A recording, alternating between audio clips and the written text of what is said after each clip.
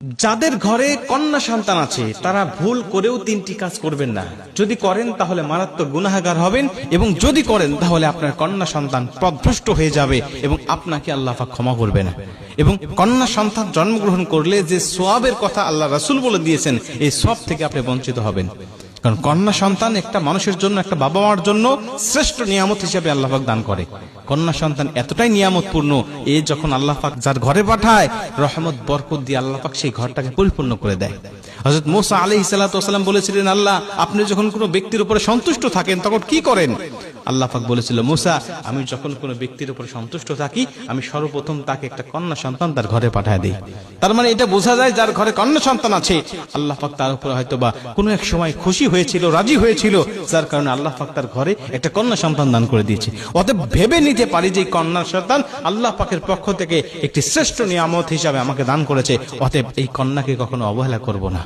প্রথম নম্বর কাজ হলো, এই কন্যা সন্তান যাদের ঘরে আছে এই কন্যা সন্তানকে আমরা অন্য কোনো পর পুরুষের কোলে দেব না। একবারে নবজাতক হলে সে বিষয়টা ভিন্ন, কিন্তু যখন আপনার সন্তান একটু বড় হয়ে যাবে, 3 বছর 4 বছর 5 বছর 7 বছর বয়স যখন হয়ে যাবে, এই কন্যা সন্তানকে কোনো পর পুরুষের কোলে দিবেন না।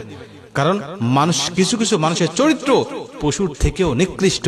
আল্লাহ পাক বলেন, উলাইকা কাল আনআম বাল হুম আদল, এরা হলো চতুষ্পদ জন্তুর ন্যায়, বরং তার থেকেও নিকৃষ্ট।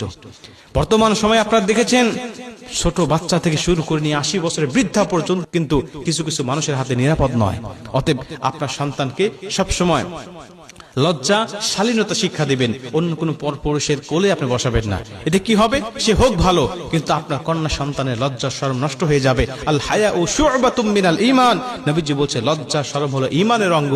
আপনার সন্তানের কিন্তু লজ্জা শরম ভাঙতে থাকবে। অতএব ছোট্ট থেকেই আপনি তাকে লজ্জা শিক্ষা দিবেন।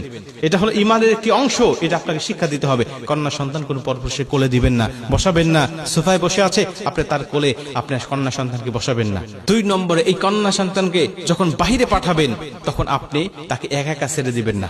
স্কুলে যাক, মক্তবে যাক, মাদ্রাসায় যাক, যেখানে যাক না কেন, আপনি তাকে একা ছেড়ে দিবেন না। আপনি নিজে তাকে রেখে আসবেন, আবার আসার সময় তাকে নিয়ে আসবেন। এটা আপনার দায়িত্বের মধ্যে পড়ে।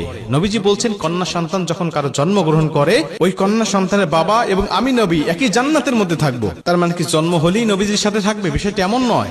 তাকে সম্পূর্ণভাবে দায়ভার গ্রহণ করতে হবে, তাকে ভরণ পোষণ দিতে হবে, তাকে উপযুক্ত পাত্রস্থ করা পর্যন্ত তার কাছে লালিত পালিত করতে হবে এবং সঠিক ব্যবহার তার সাথে করতে হবে। আজকে আমাদের সমাজে ছেলের সাথে যে ব্যবহারগুলো আমরা করি, মেয়েদের সাথে সেই ব্যবহার করি না। ছেলেদেরকে যত ভালোবাসি, মেয়েদেরকে আমরা সেরকম ভালোবাসি না। অতএব একটা মেয়ে সংসারে, বাবার সংসারে থাকার পরে অবশ্যই বাবার উপরে দায়িত্ব হবে, বিয়ে দেওয়ার আগ পর্যন্ত আপনি তাকে দেখভাল করবেন, তার কেয়ার করবেন, তাকে আপনি বড় করার আগ পর্যন্ত সবসময় আপনার নজরে রাখবেন। এটা আপনার উপর দায়িত্ব। জন্ম দিয়েছেন বলে আপনি জান্নাত পেয়ে গেছেন, বিষয়টা এমন নয়। তাকে দ্বীন শিক্ষা দিতে হবে, তাকে আদব শিক্ষা দিতে হবে, তাকে ইসলাম শিক্ষা দিতে হবে। এটা আপনার উপরে দায়িত্ব। মুসলমান ভাইরা আমার 3 নম্বরে নবীজি বলেন, যখন তোমার ঘরে কোনো কন্যা সন্তান থাকবে তখন তুমি তোমার কন্যা সন্তানকে 2 চোখে দেখতে পারবে না। তোমার সন্তানকে তুমি ছেলে সন্তানকে এক চোখে দেখো, আর তোমার মেয়ে সন্তানকে তুমি অন্য চোখে দেখো। এমন কিন্তু দেখলে তোমার কিন্তু চলবে না।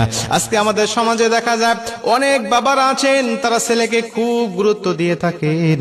বাহির থেকে কোনো কিছু আনলে ছেলেকে দেন, মেয়ের জন্য কিছু নিয়ে আসেন না, মেয়েকে ভালোবাসেন না। এবং অনেক মায়েরাও আছেন যারা সংসারে যখন একটা বড় মাছ রান্না করা হয়, বড় মাছের মাথাটা সন্তানের পাতে দিয়ে দেয়, আর ওই ছোট্ট মেয়েটার পাতে তেমন কিছু ভালো কিছু দেওয়া হয় না।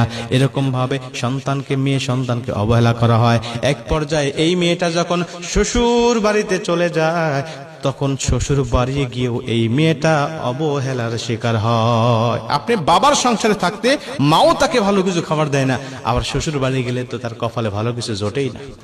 অতএব মেয়েকে মায়ের সংসারে যখন থাকবে, বাবার সংসারে যখন থাকবে, তখন সমান চোখে দেখতে হবে।